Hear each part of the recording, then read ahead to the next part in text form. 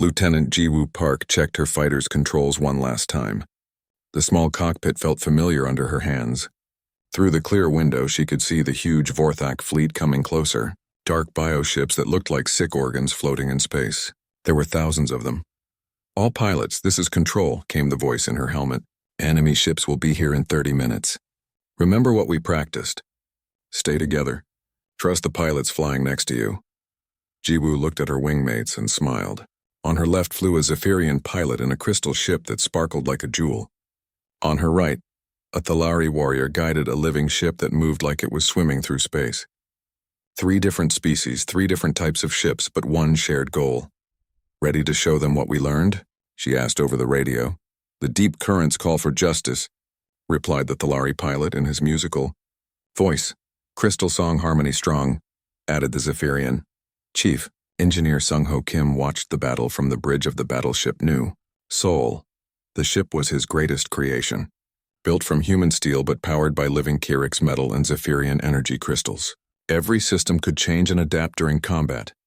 "Vorthak ships are starting their attack," reported the sensor operator. "Same formation they used at the Rigel colonies." "Then they are in for a surprise," Sung-Ho replied. He turned on the ship's hybrid systems. The hull began to shift and change shape. Human armor plates moved around. Kyrix metal formed new weapon mounts. Zephyrian crystals began to glow with stored power. Dr. Hai-Jin Choi was on the medical station, treating wounded from all the Alliance species. A Thalari warrior lay on one medical bed, his tentacles pale from losing blood. In another bed, a Zephyrian's crystal body showed dark cracks from too much energy use. "How are they doing?" asked Medical Officer Nara Lee as she helped with the treatments. "They will live," Heejin replied. "The interesting thing is how their different bodies are helping each other. The Thalari's healing ability is making the Zephyrian's energy regenerate faster." The first wave of Vorthak bioships hit the outer defense lines. These were the scouts, smaller ships that would test the Alliance's defenses. The Federation had always met them with standard tactics. Heavy weapons, energy shields, predictable formations. The Alliance did something different. Jiwoo led her mixed squadron in a spiral attack pattern that no single species had ever used. Her human fighter provided the backbone, fast and easy to control. The Zephyrian ship fired precise energy beams that cut through Vorthak armor. The Thalari ship released bio-sound pulses that confused the enemy's guidance systems. "They cannot lock onto us," Jiwoo reported with excitement. "Their changing systems do not know what we are." The Vorthak scout ships tried to respond, but their biotechnology could not process the mix of different attack methods. Some tried to adapt to the human tactics, leaving them open to Zephyrian energy weapons. Others focused on the crystal ships, only to be destroyed by Thalari biopulses. "First wave destroyed," reported the fleet commander. But here comes the real test. The main Vorthak fleet moved forward like a dark tide. These were the warrior bioships, huge creatures that had eaten entire planets. Their hulls pulsed with absorbed life energy. Weapon ports opened like hungry mouths. Admiral Jin-Ho Park stood on the bridge of his flagship, the Unity. The ship's crew included officers from 7 different species. Around him, translator units buzzed as orders were given in multiple languages. "All ships use Battle Plan Delta," he commanded. "Show them what cooperation really means." The Alliance fleet spread out in a formation that looked chaotic to outside observers. Human ships mixed with alien vessels. No 2 groups used the same tactics. It violated every rule of space warfare the Federation had taught, but it worked. The Vorthak fleet tried to adapt to the human ships' aggressive attack patterns. While their biosystems were busy changing, Zephyrian energy weapons sliced through their hulls. When they shifted to counter the crystal ship's precise strikes, Thalari biovessels swarmed them with living missiles that moved like schools of fish. Sung-Ho watched his hybrid ship's performance with pride. The New Seoul fought 3 Vorthak heavy cruisers at once. Its living metal hull absorbed hits and immediately fixed the damage. Its weapon systems changed from moment to moment, never giving the enemy time to adapt. "Engineering to bridge," he reported. "All hybrid systems working perfectly. The Kyrix metal is learning from each hit and making us stronger." The battle went on for hours. Neither side could win clearly. The Vorthak had more ships and bigger weapons, but the Alliance had something the enemy had never faced before. True cooperation between completely different types of life. Dr. Choi made a breakthrough during the fighting. She had been studying captured Vorthak biomatter when she noticed something strange. The cell structure is breaking down, she told her research team. Contact with multiple alien technologies at once is causing system failures. What does that mean? Asked Nara Lee. It means we found their weakness, Choi replied excitedly. They can adapt to any single threat, but multiple simultaneous adaptations overload their systems. She immediately called Admiral Park. Sir, I need you to coordinate a multi-species attack on the largest Vorthak ship. Hit it with everything we have, all at the same time. Understood, Jinho replied. He opened channels to all allied ships. All units target the enemy flagship. Zephyrians prepare maximum energy discharge. Thalari, ready your strongest bioweapons. Humans load all torpedo tubes. Fire on my command. The huge Vorthak bioship was the size of a small moon. Its hull pulsed with dark energy as it tried to adapt to the different attack methods hitting it. Human missiles exploded against its armor. Zephyrian energy beams cut deep wounds. Thalari bioweapons burrowed into its flesh like parasites. The creature's adaptation systems went into overdrive. It tried to develop immunity to human explosives, resistance to crystal energy, and defenses against bio-attacks all at the same time. The overload was spectacular. The bioship convulsed like a dying animal. Its hull split open in multiple places. Internal systems failed throughout its massive body. Finally, it broke apart in a series of explosions that lit up half the star system. The destruction of their flagship sent shockwaves through the Vorthak fleet. For the first time anyone could remember, they began to retreat. They are falling back, reported the sensor operator with amazement. All Vorthak ships are withdrawing from the system. Cheers erupted throughout the Alliance fleet. Human voices mixed with Zephyrian harmonic songs and Thalari bioacoustic calls of victory. But Admiral Park knew this was just the beginning. Send messages to all Alliance worlds, he ordered. The first test is over. We proved we can fight together, but the real war is just starting. On the Federation worlds, news of the battle spread quickly. The expendable Outer Rim species had not only survived the Vorthak attack, they had won. Government officials who had voted for abandonment found themselves answering difficult questions from their own people. Lieutenant Jiwoo landed her fighter on the Unity's deck and climbed out of the cockpit. Her Zephyrian and Thalari wingmates landed nearby. Despite their completely different biology, all three pilots looked exhausted but happy. Good. Flying today, she told them. The crystal song was strong, replied the Zephyrian. Pilot, deep currents carry us to victory, added the Thalari medical officer Nara. Lee treated wounded from all the Alliance species with equal care. She had learned to work with Zephyrian biocrystals and Thalari healing fluids. The differences between species no longer mattered in her medical bay. Dr. Choi was right, she told Heejin later. Working together makes all of us stronger. Not just in battle, but in everything. The Alliance had passed its first real test. They had proven that cooperation could defeat adaptation. The galaxy was watching now, and some of what they saw made them feel ashamed. But the war was far from over. The Vorthak would be back, and they would be ready for this new kind of fighting. The Alliance would need to grow even stronger if they wanted to survive what was coming next. The Great Hall was bigger than anything most people had ever seen. It stretched out like a metal ocean, filled with creatures from across the galaxy. Some looked almost human, with 2 arms and 2 legs. Others were so strange that humans needed special computers just to understand what they were saying. Admiral Jinho Park stood with the other humans near the back. His metal arm made soft clicking sounds when he moved. He had lost his real arm fighting space pirates 5 years ago. Now he wished he was still fighting pirates instead of being here. The creatures in the hall were scared. Jinho could see it in their faces, even the ones that did not have faces like humans did. Something was coming that frightened all of them. Ambassador Sora Kim sat at the big table in front. She was the best diplomat Earth had ever sent to space. For 15 years she had learned how to talk to aliens, how to understand their body language, and how to make deals that helped everyone. But today she did not like what she was hearing. Commander Taemin Lee looked at his electronic tablet again.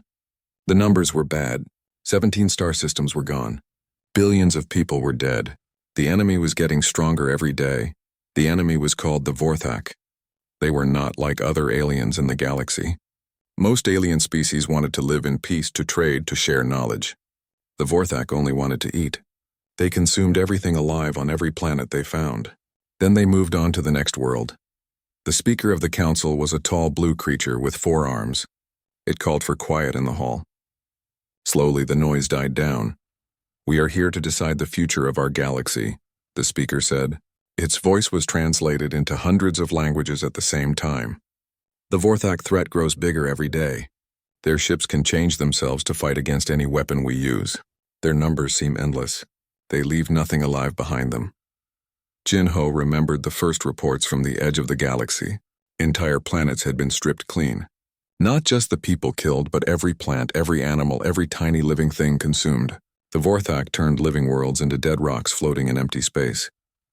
"We have tried everything," the speaker continued.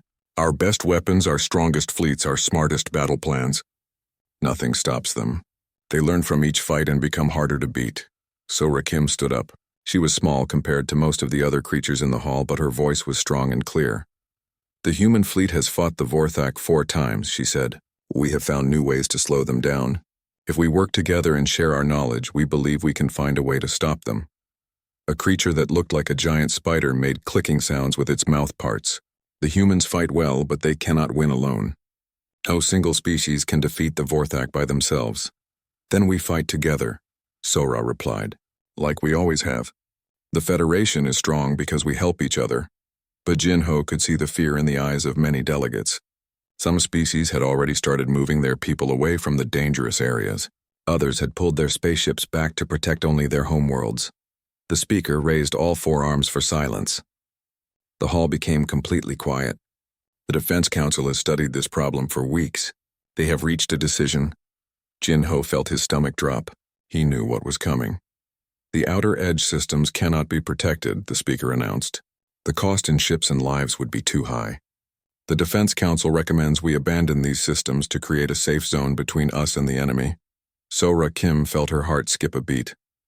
"Which systems?" she asked, even though she already knew the answer would break her heart. 13 systems will be evacuated," the speaker said. "This includes the Sol system and the planet Earth." The human section of the hall exploded with angry voices. Jin-Ho stepped forward. His metal hand closed into a fist. "You want to abandon our homeworld? After everything we have done for this Federation?" "It is not abandonment," said a creature that looked like it was made of floating jelly. "It is strategic withdrawal. The Outer Worlds knew the risks when they chose to live on the frontier." Taemin Lee stood up with his tablet. "The human systems make 30% of the Federation's factory goods," he said. "Our shipyards build 40% of your fleet. You cannot just throw us away." "The Federation will give money to the evacuated populations," the speaker replied. "We will find suitable worlds for you in safer areas." "Suitable worlds?" Sora's voice was full of anger. "Earth is not just where we live. It is who we are. You ask us to abandon our entire history, our culture, everything that makes us human." An old delegate from the Centauri Republic spoke up. "The humans have served the Federation well, but we must think of the greater good. If we lose the core worlds, everyone dies. At least this way most people survive." The voting began right away. Each species cast their votes electronically. The results appeared on screens throughout the hall. Jin-Ho watched the numbers with growing horror. 523 votes to abandon the Outer Worlds. 324 votes against. It was not even close. Sora Kim stood up slowly. The hall grew quiet as everyone waited to hear what she would say. Her words would be recorded in the Federation's history books. Future generations would read what humanity said in this moment. "Today you have chosen fear over courage," she began. "You have chosen the easy path instead of the right path. You abandon your friends when they need you most." She looked directly at delegates who had voted against humanity. "We came to you as partners. We fought beside you, bled beside you, died beside you, but when death comes for us, you run away." The hall stayed silent. Even the species that had voted to help the humans looked ashamed. "You think you can hide behind our sacrifice?" Sora continued. "You think the Vorthak will be happy eating the Outer Worlds and will leave you alone. But hunger like theirs is never satisfied. They will come for you next. And when they do, remember this moment. Remember who was ready to fight until the end." She gathered her papers and walked toward the exit. All the other humans followed her. Their footsteps echoed in the huge hall. At the door, Sora turned back one last time. "We have 72 hours to leave Federation space," she announced. "We will spend that time getting ready to defend our homes. Not because we have to, but because it is right, because no one else will. Jinho was the last human to leave the hall. He looked back at the 800 delegates still sitting in their seats. Most of them would not look at him. "You will remember this day," he said quietly. Then he followed his people into exile. Outside the great hall, the human delegation gathered together. Some were crying. Others looked angry. All looked lost. "What do we do now?" asked a young officer. Sora Kim straightened her shoulders. "We go home," she said. "We warn our people, and we get ready to show the galaxy what humans do when they are abandoned." Taemin Lee was already working on his tablet, sending secret messages to human military commanders across the galaxy. "The Federation may have given up on us," he said, "but we will not give up on ourselves." The transport ships that would take them home were waiting at the spaceport. Soon they would carry the news that would change everything. The galaxy had made its choice. Now humanity would make theirs. The meeting room in Seoul was packed with important people.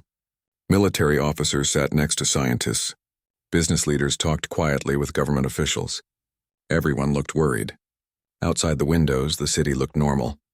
People went to work and children played in parks. But everyone in this room knew that would change soon. Admiral Jinho Park stood at the front of the room. His metal arm made soft sounds as he pointed to a map of the galaxy made of light. Red dots showed the systems the Federation had abandoned. Earth glowed blue in the center. "The Federation ships will leave in 18 hours, Jinho said. "After that we are alone." Dr. Hyejin Choi raised her hand. The young scientist looked tired from working all night. "I have been studying the Vorthak creatures we captured. There might be something the Federation missed." "What kind of something?" asked General Da-un Shin. She was older and had spent her whole career protecting human worlds. Now she faced the biggest challenge of her life. "The Vorthak change themselves by eating other creatures and learning from them," Hyejin explained. "But they can only learn from one type of creature at a time. When they meet many different types working together, their learning systems get confused." Captain Min Su-yang leaned forward. His trading ship had visited alien worlds for 20 years. "I know some of the other abandoned races," he said.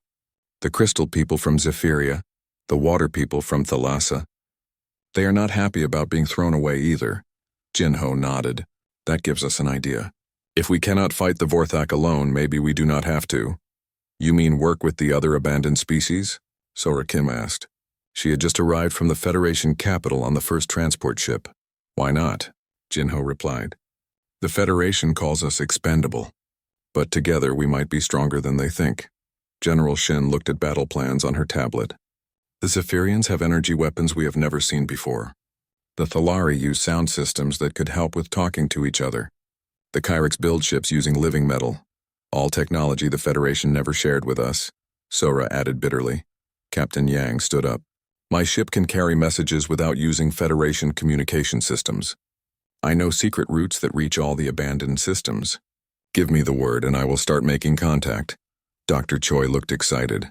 "If we can get examples of their technology, I might be able to mix them with our own. Create something completely new, something the Vorthak have never seen before." "The Federation thinks about single species fighting alone," Jinho said. "But humans have always been different. We work with others, we change.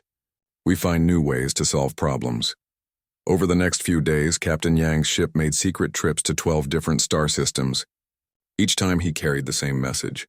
Humanity wanted to form an alliance of the abandoned, not to hide from the Vorthak, but to fight them together. The answers came back slowly. Some species were too scared. Others had already started moving their people away from their home worlds. But 5 species agreed to meet in secret. The meeting happened on a small asteroid base that Yang knew about. The Federation had never bothered to put it on their maps. Representatives from 6 different species gathered in a small conference room. The Zephyrian delegate looked like a walking crystal sculpture. It spoke through musical sounds that the translation computers turned into words. "My people are tired of running," it said. "We have left 3 worlds already. There is nowhere left to go." The Thalari representative floated in a tank of blue-green water. Its tentacles moved gracefully as it spoke. "The deep songs of our oceans tell of ancient wars. Our ancestors knew how to fight monsters from the dark." Commander Taemin Lee had come to speak for humanity. He spread out battle plans made of light on the table. "The Vorthak expect us to fight like the Federation does," he explained. Single-species fleets using standard tactics. We can surprise them. How? Asked the Kyrix Queen. She looked like a giant ant but spoke with a gentle voice. By being unpredictable, Taman replied. Human fighters with Zephyrian energy weapons. Thalari bioships with human armor. Kyrix living metal mixed with our computer systems. They will not know how to change themselves to fight something that has never existed before. The crystal being made sounds like wind through a cave. The Federation abandoned us because we are different from them. But different might be exactly what we need. Back on Earth, Dr. Choi worked day and night in her laboratory. The alien technology samples that Captain Yang brought back were unlike anything she had ever seen. The Zephyrian crystals could store huge amounts of energy. The Thalari biomaterials seemed almost alive. The Kyrix metals changed shape when electricity went through them. This is amazing, she told her assistant. Each technology by itself is impressive, but together, she held up a small device that glowed with soft blue light. Together, they create something entirely new. General Shin was busy turning the outer edge of human space into a fortress. Instead of traditional defense stations, she created mobile bases that could work together. Human factory ships began building new types of weapons. Factories on Mars started making hybrid technologies based on Dr. Choi's designs. The work was not easy. Different species had completely different ways of thinking about war. The Zephyrians liked defensive strategies. The Thalari wanted to attack in coordinated groups. The Kyrix thought about living systems that grew stronger over time. How do we make this work?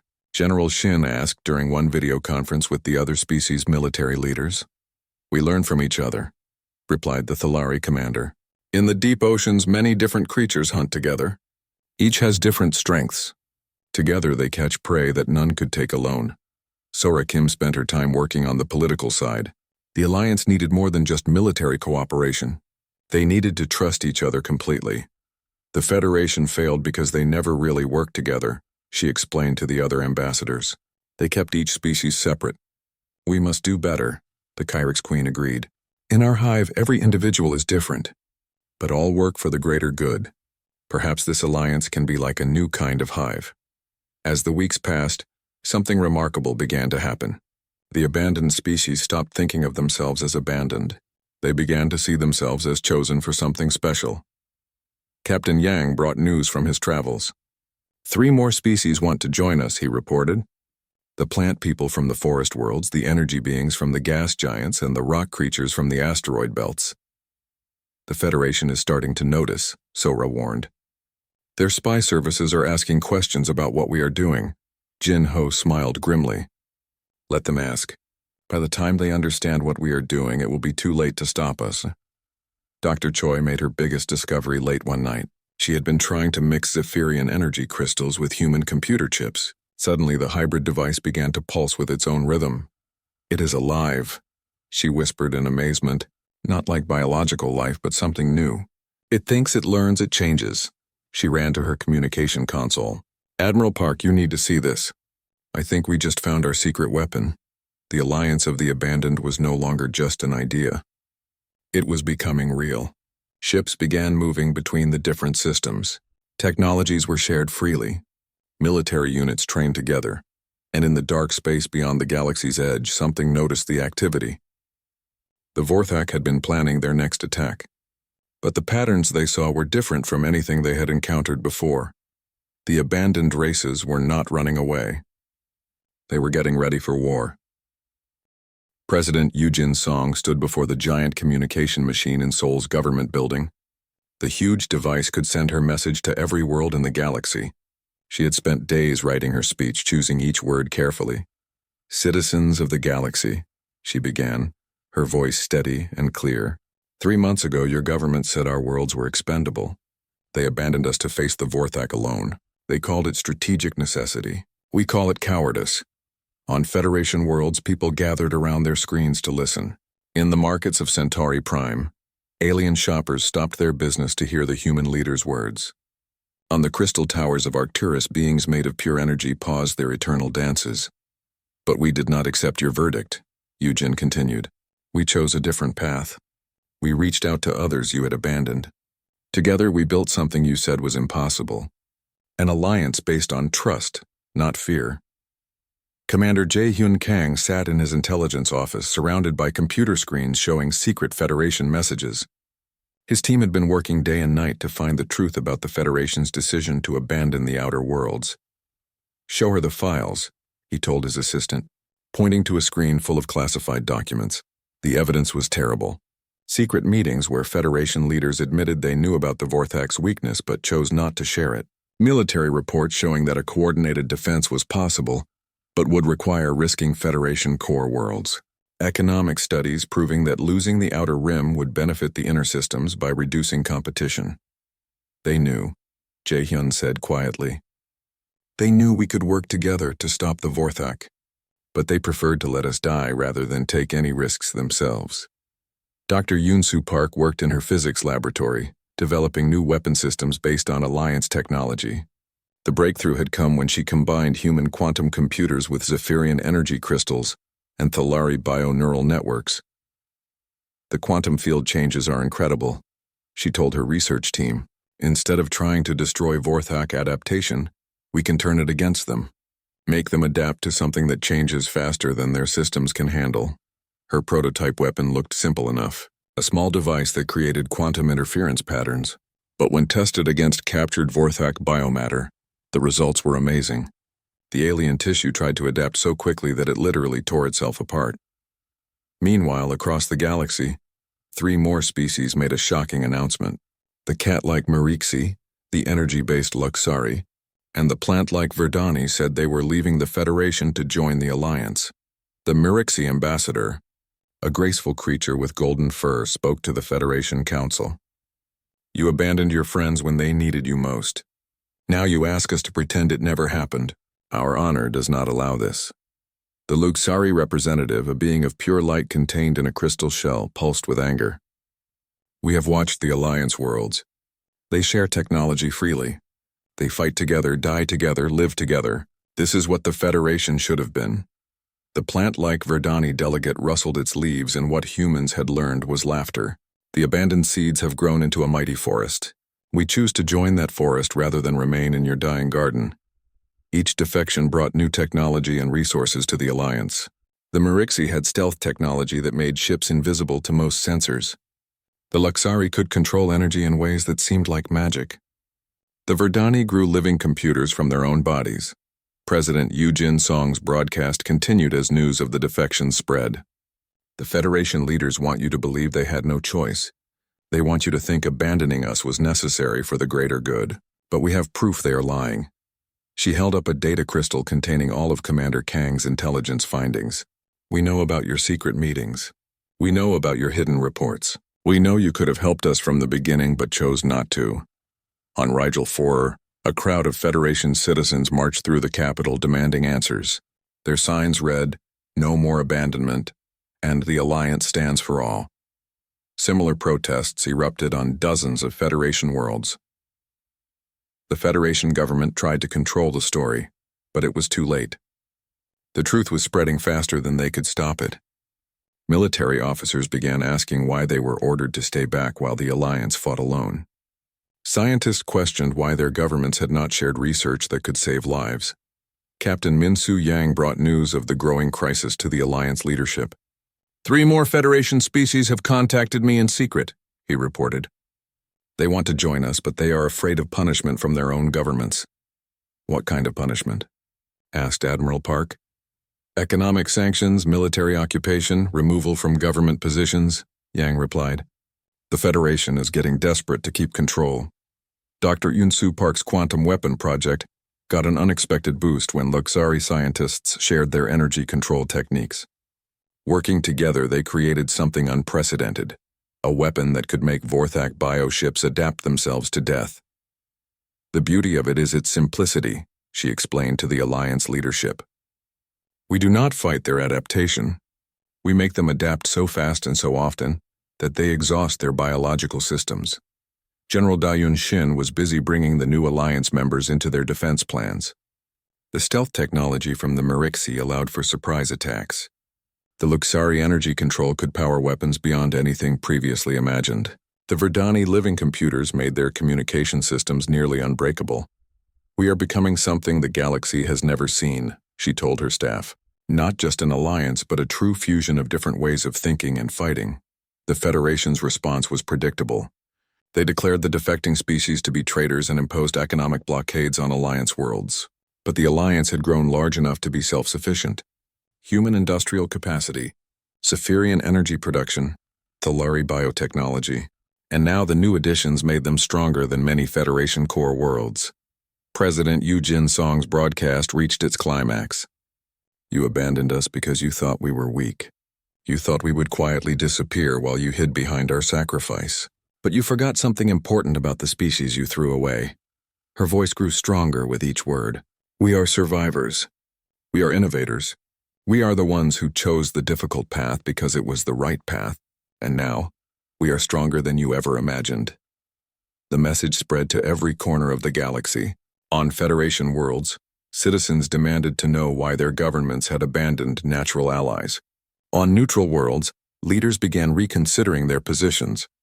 Even in the Vorthak-controlled regions, resistance groups took heart from the Alliance's success. Commander Jae-hyun Kang brought more intelligence reports. Federation military commanders are asking permission to assist the Alliance in upcoming battles, he reported. They are not being given permission, but some are preparing to act anyway. How many? Asked Admiral Park. At least 6 fleet groups, Jae-hyun replied. Maybe more. The military leadership is split between those who follow orders and those who follow conscience. Dr. Hye-jin Choi made another breakthrough in her biological research. Study of the new Alliance species had revealed even more about Vorthak weaknesses. The more diverse our cooperation becomes, the more vulnerable they are, she explained. It is like their adaptation systems evolve to handle one enemy at a time. Multiple simultaneous challenges from completely different life forms overwhelm their processing capacity. The Alliance now included 8 different forms of life. Human, Cypherian Thalari Kirix Mirixi Luxari Verdani, and 3 smaller species that had joined quietly. Each brought unique perspectives and capabilities. Medical Officer Nara Lee had become an expert in treating all Alliance species. Her medical bay looked like a museum of galactic biology, with specialized equipment for each member race. The differences between us are our greatest strength, she told her mixed-species medical team. As Yu Jin-song's broadcast ended, the galaxy faced a new reality. The Alliance of the Abandoned had become a major power. They controlled important trade routes, produced advanced technology, and had proven they could fight the Vorthak successfully. But most importantly, they had shown what cooperation could achieve when based on trust rather than fear. The Federation Council called an emergency session to discuss the crisis. But it was too late for easy solutions. The galaxy had seen what was possible when species truly worked together, and many wanted to be part of that future rather than the old system based on abandoning the inconvenient. The Alliance had won more than battles against the Vorthak. They had won the hearts and minds of ordinary citizens across the galaxy who were tired of being told that some lives mattered more than others. The next phase of the conflict would not be fought in space, but in the court of galactic opinion, and there, the Alliance had already scored their greatest victory. Fleet Admiral Hyunwoo Cho stood on the bridge of his flagship, the Soul's Pride. Through the huge windows he could see the largest fleet ever put together. Ships from 23 different species floated in perfect formation. Human vessels with their sharp angles, crystal Zephyrian ships that caught the light of distant stars, living Thalari bioships that moved like swimming creatures, and dozens of other designs that showed the galaxy's forgotten races. Final count, Admiral, reported his communications officer. 12,000 ships of all types. Every Alliance world has sent everything they can spare. Hyunwoo nodded seriously. The Vorthak were coming with everything they had. Deep space sensors showed a massive biofleet approaching the Alliance's core systems. This would be the final battle that decided the galaxy's future. Send the signal to all ships, he commanded. Today we do not fight for territory or resources. We fight for the right of all species to exist, for the idea that no one is expendable. Ambassador Min Ji-han worked frantically in the diplomatic center, coordinating with governments across the galaxy. The political situation was changing. Every hour as more species chose sides in the growing conflict. The Andromedan Collective has declared neutrality, she reported to President Song, but 3 of their member species have sent volunteer fleets to help us. What about the Federation core worlds? asked President Song. Still officially neutral, Minji replied. But we are getting reports of massive protests on Centauri Prime and Alpha Centauri. Their own people are demanding action. Colonel Dong Hyun Kim prepared his special forces teams for what might be the most difficult mission of the war. If the space battle went badly, they would lead evacuation efforts on the Alliance worlds. But he hoped it would not come to that. All ground units report ready, he told Admiral Cho. But sir, with respect, I hope we do not need to use these backup plans. So do I. Colonel, Hyunwoo replied, so do I. The Vorthak fleet came out of hyperspace like a plague of locusts. Bioships the size of cities, their hulls pulsing with absorbed life energy, smaller escort vessels that moved in perfect swarm formations, and at the center something new, a massive bioconstruct that looked like a living planet. Sensor analysis complete, reported the science officer. The large construct appears to be some kind of superorganism.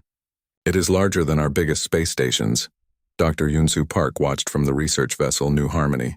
Her quantum disruption weapons had been installed on half the Alliance fleet, but she was not sure they would be enough against something that massive.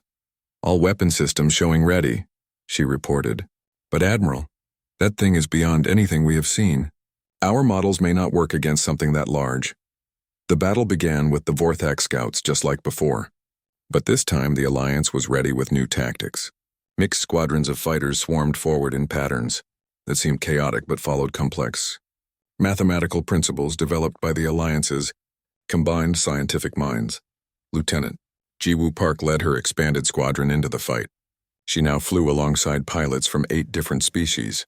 Her wingmates included a Myrixi stealth fighter that flickered in and out of sight, a Luxari energy being that flew without a ship at all, and a Verdani pilot whose living vessel grew new weapons during the battle. Stay together, she called over the radio. Remember, they can only adapt to what they understand. Keep changing. Keep surprising them. The first clash went well for the Alliance. The Vorthak scouts, expecting familiar tactics, found themselves facing attacks they had never seen. Myrixi stealth ships appeared from nowhere. Luxari energy beings moved at impossible speeds. Verdani bioships changed their entire structure during flight. But then the main Vorthak fleet engaged, and the real test began. Chief Engineer Sung-Ho Kim watched his hybrid ships perform better than he had ever dreamed. The living metal hulls adapted to damage in real time. Quantum weapon systems fired energy patterns that changed faster than Vorthak biosystems could process. Multi-species crews worked with efficiency that amazed him. The new Soul is holding position against 5 enemy heavy cruisers, he reported with pride. All hybrid systems working beyond specifications. Medical Officer Nara Lee worked desperately in the fleet medical centers. Casualties from all Alliance species poured in as the battle got more intense, but the different biologies continued to help each other in unexpected ways. The Luxari energy healing is boosting Zephyrian crystal. Regeneration, she reported to Dr. Choi, and the Verdani biocompounds are helping human tissue repair itself faster. Evolution in action, Choi replied. We are becoming something greater than the sum of our parts. The battle went on for 6 hours with neither side winning clearly. The Vorthak superorganism moved slowly toward the Alliance core worlds, its massive bulk protected by swarms of escort vessels. Alliance ships threw everything they had at it, but their weapons barely scratched its bioarmor. Then something unexpected happened. Ships began appearing at the edge of the battle zone, Federation vessels flying under no official orders, their captains having made personal decisions to join the fight. Unknown ships, identify yourselves, came the standard challenge over military channels. The response came from Captain Sarah Chen of the Federation battleship Defiance. We are Federation officers who remember what honor means. We stand with you. More ships appeared. The Centauri Battle Group Justice, the Andromedan Task Force Unity, the massive dreadnought Freedom from the Sol Defense Force, crewed by humans who had refused evacuation orders months earlier. Admiral Cho opened a channel to the new arrivals. Welcome to the fight. We can use all the help we can get. This is where we should have been from the beginning, replied Captain Chen. Better late than never. The arrival of Federation reinforcements changed the battle's balance. The combined fleet now outnumbered the Vorthak forces, but the alien superorganism continued advancing, its bioweapons reaching out to consume everything in its path. Dr. Yunsu Park made a desperate decision. "Admiral, I need to get close to that thing with my quantum disruptor prototype. If my calculations are correct, I can trigger a cascade failure in its biological systems." "Too dangerous," Hyunwoo replied. "That thing will tear your ship apart before you get close enough." "Not if you give me cover," she insisted. "And not if all the Alliance species work together one more time." The final assault was coordinated with precision that amazed even the participants. Human ships drew the superorganism's fire while Mirixi stealth vessels slipped through its defenses. Zephyrian energy weapons created openings that Thalari bioships exploited. Luxari beings distracted its sensors while Verdani vessels created confusion with rapid bioform changes. Dr. Park's ship, the New Harmony, raced through the chaos toward the superorganism's core. Her quantum disruptor charged to maximum power, drawing energy from Zephyrian crystals, guided by Thalari bioneural networks, and protected by Mirixi stealth technology. "Firing quantum disruptor," she announced. "All ships prepare for massive energy discharge." The weapon hit the superorganism's central nervous cluster and triggered exactly what Park had hoped for. The creature's adaptation systems went into catastrophic overload, trying to process too many simultaneous threats. Biosystems throughout its massive body began failing in cascade reactions. The death of the superorganism was visible across half the star system. Its bioarmor split open like a cracking egg. Internal explosions rippled through its tissue. Finally, it broke apart in a series of detonations that lit up space brighter than the local sun. The destruction of their ultimate weapon sent shockwaves through the remaining Vorthak fleet. For the second time in galactic history, they began a full retreat. But this time there was nowhere for them to run. Alliance and Federation ships pursued them across 3 star systems, making sure they could never threaten civilized space again. "All enemy forces in full retreat," reported the sensor operator. "Sir, we did it. We actually did it." Cheers erupted throughout the combined fleet. Human voices mixed with alien songs of victory in a celebration that crossed every species barrier. Ambassador Minji Han received the formal surrender from the Federation Council within hours of the victory. "The Federation hereby requests to join negotiations for a new galactic government," came the official message. "We acknowledge that our previous decisions were unwise." "Unwise?" President Song replied when she heard the message. "They abandoned us to die and call it unwise?" "But we won," Minji pointed out. "Not just the battle, but the argument. The galaxy has seen what cooperation can achieve. Now we can build something better." The new Galactic Cooperative was established 6 months later. Unlike the old Federation, it was based on principles of mutual support and shared responsibility.